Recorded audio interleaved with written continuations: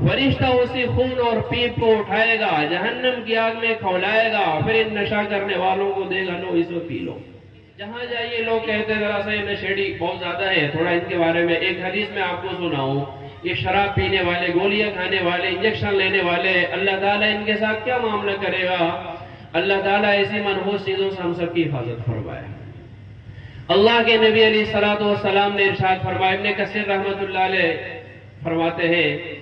تفسیر ابن کثیر میں ہے، یہ گنہگار جب اپنے گناہوں کی سزا کاٹنے کے لیے جہنم کی آگ میں ان کو ڈال دیا جائے گا تو جہنم کا فرشتہ جس کا نام مالک ہے اس کو آواز لگائیں گے، چیخیں گے، چلائیں گے اور کہیں گے یا مالک یا مالک یا مالک یا مالک۔ 1000 سال تک جہنم کے فرشتے مالک کو آواز لگاتے رہیں گے۔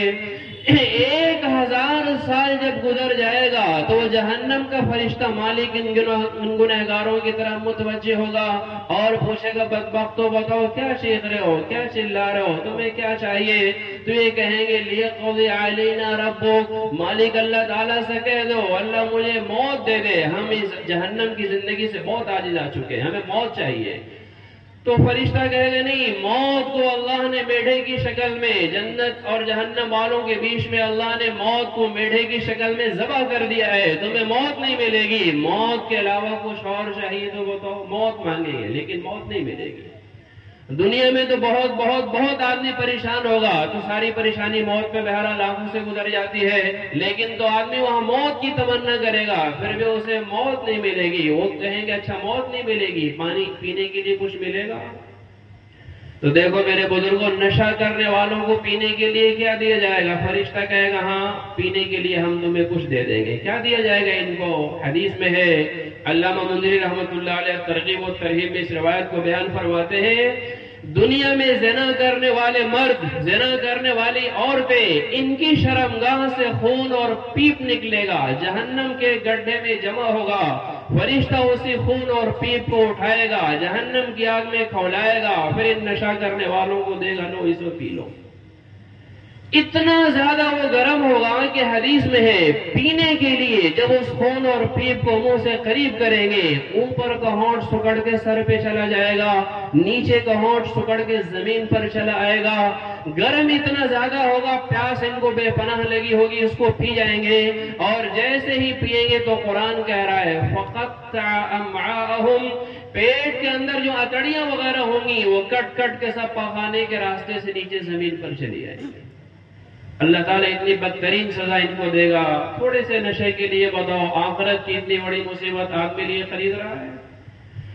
پھر یہ جہنم کے فرشتے سے جب مایوس ہو جائیں گے تو خود اللہ تعالیٰ کو آواز لگانا شروع کریں گے۔ دیکھو میرے بزرگوں، موت سے پہلے اللہ نے موقع دیا ہے، روزانہ روزانہ اللہ تعالیٰ آسمان دنیا پارا کر ہم گنہگاروں سے پوچھتا ہے هل من سائل یستجاب له، ہے کوئی مانگنے والا جس کی مراد پوری کر دی جائے؟ هل من مستغفر یستغفر له،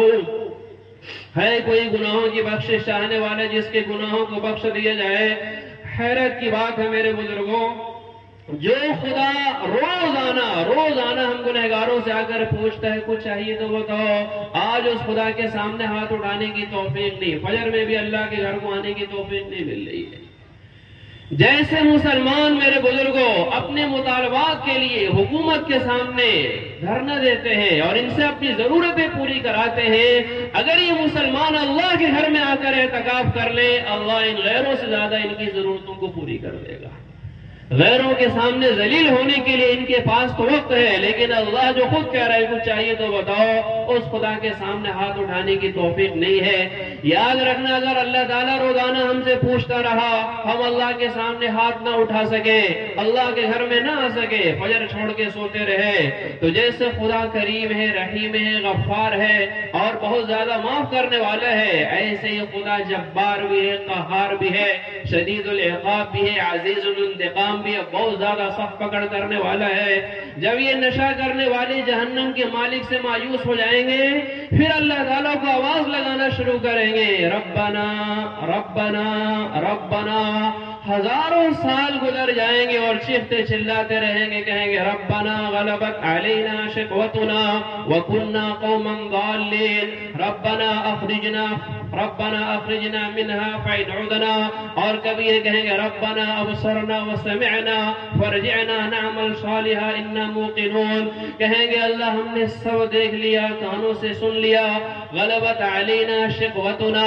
اے اللہ ہماری بدبختی ہم پر غالب آ گئی، سمجھانے والے ہمیں سمجھاتے رہے لیکن ہم پر مال کا نشہ سوار تھا، عہدے کا نشہ سوار تھا، جوانی کا نشہ سوار تھا، ہم ان سمجھانے والوں کی بات کو سمجھ نہ سکے، گناہ کرتے کرتے ہمارے جنازے اٹھ گئے، کہیں گے اے اللہ ایک موقع اور دے دیجیے اور دنیا میں بھیج دیجیے، نعمل صالحا، کبھی ہم گناہ کے قریب نہیں جائیں گے۔ اللہ تعالیٰ یہ کہے گا اخسؤوا فیہا، یہ بدبخت تو تم اپنی بکواس بند کرو، اللہ تعالیٰ کہے گا لا تکلمون، یہ سب بکواس بند کرو، ہم سے دوبارہ بات نہ کرو، اخسؤوا فیہا، اسی جہنم کی آگ میں ذلیل ہو کے پڑے رہو، دوبارہ تم اس سے بات بھی مت کرنا۔ اللہ تعالیٰ روزانہ جو آ کر ہم سے پوچھتا تھا کچھ چاہیے تو بتاؤ، اس دن اتنا غضبناک ہو جائے گا، کہے گے اپنی بکواس بند کرو، جہنم کی آگ میں ذلیل ہو کے پڑے رہو، دوبارہ تم اس سے بات مت کرنا۔ اس لیے میرے بزرگوں، حضرت حسین رضی اللہ تعالیٰ عنہ نے کربلا کی دھرتی پہ سن 61 ہجری 10 محرم الحرام کو اتنی بڑی مصیبت کی گھڑی میں حضرت محمد صلی اللہ علیہ وسلم کی وصیت پر جو عمل کر کے دکھایا ہے اور قیامت تک آنے والے مسلمانوں کو پیغام دیا ہے، ایک ہی بات جو ہمارے اور آپ کے سامنے روزانہ دہرائی جا رہی ہے، آپ نیت کرو کہ انشاءاللہ ہم اس پر ضرور عمل کریں گے۔ میدان محشر میں یہ کہنا نہ پڑے کہ بدبختی ہم پر غالب آ گئی، سمجھانے والے سمجھاتے رہے اور ہم ان کی بات کو یہی ٹھکراتے رہے، میرے بزرگوں بہت رونا پڑے گا لیکن اس رونے سے کوئی فائدہ نہیں ہوگا، بلکہ ایک روایت میں ہے اتنا روئیں گے اتنا روئیں گے اتنا روئیں گے، فرشتے جب ان کو زنجیروں میں جکڑ کر جہنم کی آگ کی طرف لے کر چلے گے، چیخیں گے چلائیں گے اور کہیں گے ہائے محمد ہائے محمد ہائے محمد، لیکن میرے بزرگوں جیسی جہنم کو، اس کی آگ کو، اس کے سانپ اور بچھوؤں کو دیکھیں گے، حضرت محمد صلی اللہ علیہ وسلم کا نام ان کو بھلا دیا جائے گا اور بالکل جہنم کی کگار پہ لا کر ان کو کھڑا کیا جائے گا، تو جہنم کا فرشتہ جس کا نام مالک ہے لانے والے فرشتوں سے پوچھے گا کن لوگوں کو تم لے کر آئے ہو جہنم کی آگ میں ڈالنے کے لیے، یہ جہنم میں بھی جا رہے پھر بھی ان کی ایک شان ہے، ان کے ہاتھ پیر کو زنجیروں سے نہیں جکڑا گیا، ان کے ساتھ ان کے شیطانوں کو نہیں باندھا گیا اور ان کے منہ پر مہر نہیں لگائی گئی۔ یہ کون لوگ ہیں؟ جہنم میں بھی جا رہے پھر بھی شان اور عزت کے ساتھ جا رہے ہیں۔ لانے والے فرشتے کہیں گے میں کچھ نہیں پتا، آپ انہی سے پوچھ لیجئے کس نبی کو امت میں پیدا کیے گئے۔ تو میرے بزرگوں حدیث میں ہے کہ راستے میں تو یا محمد یا محمد یا محمد کا نعرہ لگائیں گے، لیکن چونکہ محمد صلی اللہ علیہ وسلم کو مانتے تو تھے لیکن محمد صلی اللہ علیہ وسلم کی بات نہیں مانتے تھے۔ اور یاد رکھنا کامیاب ہونے کے لیے اللہ کو ماننا بھی ضروری ہے اور اللہ کی بات ماننا بھی ضروری ہے، حضرت محمد صلی اللہ علیہ وسلم کو ماننا بھی ضروری ہے اور حضرت محمد صلی اللہ علیہ وسلم کی بات ماننا بھی ضروری ہے۔ اگر آج نعرہ اور دعویٰ ہی دعویٰ ہے یا محمد کا، تو اس دن بھی یہ نعرہ میدان محشر میں لگائیں گے، پھر یہ نعرے کے ساتھ ہی جہنم کی آگ میں ڈال دیے جائیں گے۔ اگر نعرہ ہی نعرہ ہے اور محمد رسول اللہ کے فرمان پر عمل نہیں ہے، نعرہ لگاتے ہوئے آپ حدیث پڑھو جہنم کی آگ میں ان کو پھینک دیا جائے گا، جہنم کی کگار پر ان کو کھڑا کیا جائے گا، تو حضرت محمد صلی اللہ علیہ وسلم کا نام ان کو بھلا دیا جائے گا۔ جہنم کا فرشتہ ان مسلمانوں سے پوچھے گا بدبختو تم ہی بتاؤ تم کون ہو، تم ہی اپنے نبی کا نام بتا دو۔ تو حضرت محمد صلی اللہ علیہ وسلم کا نام بھول چکے ہوں گے، صرف اتنا ان کو یاد آئے گا اور کہیں گے ہم اس نبی کو مانتے تھے جن کے اوپر قرآن نازل کیا گیا تھا۔ تو جہنم کا مالک کہے گا بھائی قرآن تو صرف اور صرف حضرت محمد صلی اللہ علیہ وسلم پر نازل کیا گیا تھا۔ اس وقت میرے بزرگوں محمد صلی اللہ علیہ وسلم کا نام یاد آئے گا اور کہیں گے کہ ہاں ہم محمد صلی اللہ علیہ وسلم کو امت میں پیدا کیے گئے۔ جہنم کا مالک اتنا ان کو سنائے گا کیسے بد نصیب لوگ ہو، اللہ نے ایسا نبی دیا، تمہیں اپنے نبی کی آنسوؤں کا خیال نہ آیا جو پوری رات کبھی رکوع میں کبھی سجدے میں تمہارے لیے روتا رہا، اپنے نبی کے جسم سے بہنے والے خون کا تمہیں خیال نہ آیا جو طائف کی سرزمین پر گرا، اس کے موتی جیسے ٹوٹے ہوئے دانتوں کا تمہیں خیال نہ آیا۔ ایسا نبی پا کر، ایسا قرآن پا کر، ایسا دین پا کر بھی تمہارا ٹھکانے یہ جہنم کی آگ ہے۔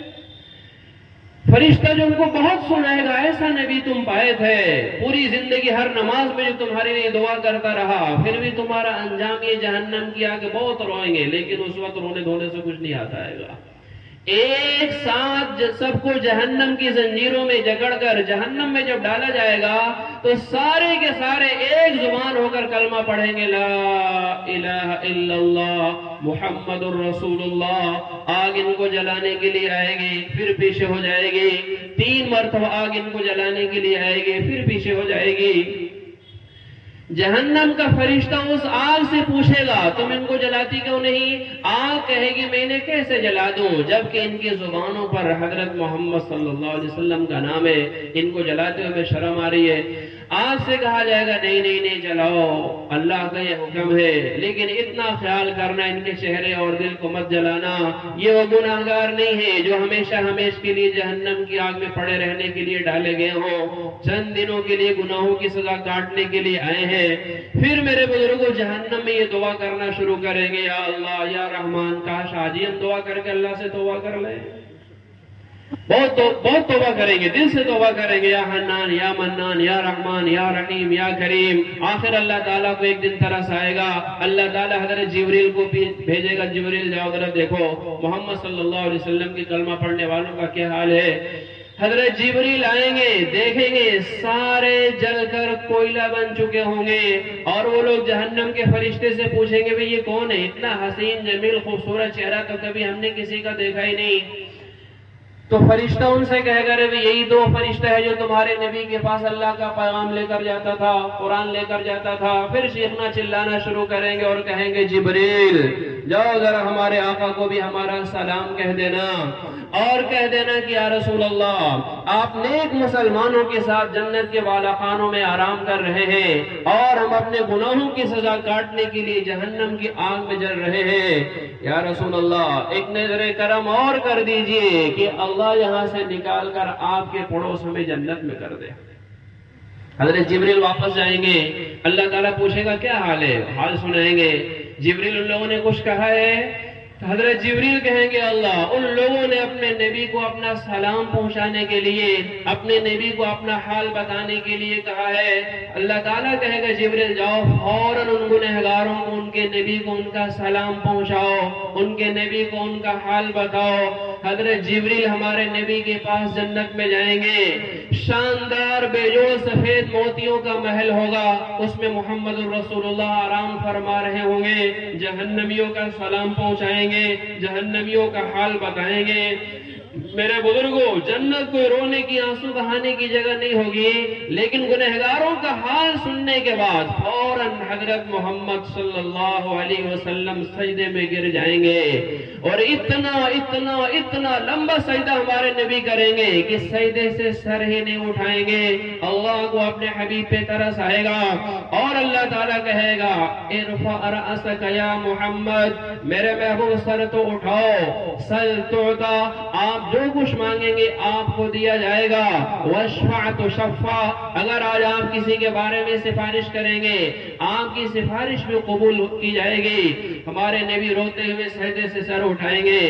اور کہیں گے اللہ میری امت کے گنہگاروں پر آپ کا حکم نافذ ہو چکا، اب آپ ان کو وہاں سے نکال کر میرے ساتھ جنت میں کر دیجئے۔ اللہ تعالیٰ کہے گا میرے محبوب آپ خود جائیے، اور جس نے بھی دنیا کے اندر ایک مرتبہ سچے دل سے کلمہ طیبہ لا الہ الا اللہ محمد الرسول اللہ پڑھ اپنے خود اپنے ہاتھوں سے اسے نکال کر لائیے۔ ایک ایک کو نکالیں گے، سب کوئلے کی طرح کالے ہوں گے، پھر ان کے ماتھے پر لکھا جائے گا، ایک نہر میں غسل دیا جائے گا۔ یہ وہ گنہگار ہیں جن کو اللہ تعالیٰ نے حضرت محمد صلی اللہ علیہ وسلم کی آنسوؤں کی برکت سے ہمیشہ ہمیشہ کے لیے اللہ نے ان کو جہنم سے نکال دیا۔